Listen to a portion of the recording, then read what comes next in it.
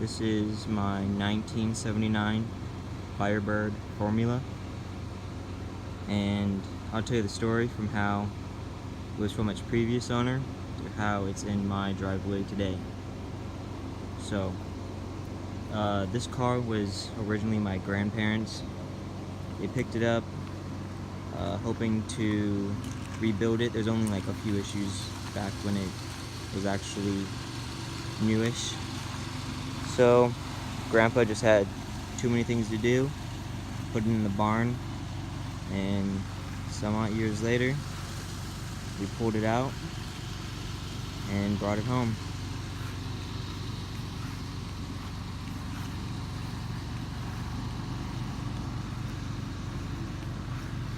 Give you a little walk around.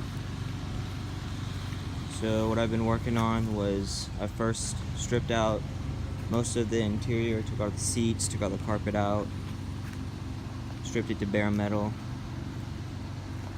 and just seeing how much rust damage it has done to the frame. And there's a little bit of holes here and there. I'll show you guys.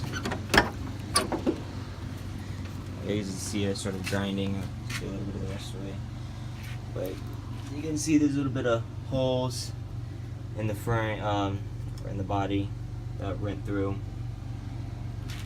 So we're hoping as we more tear down and look at the actual frame or subframes that it would be good to build.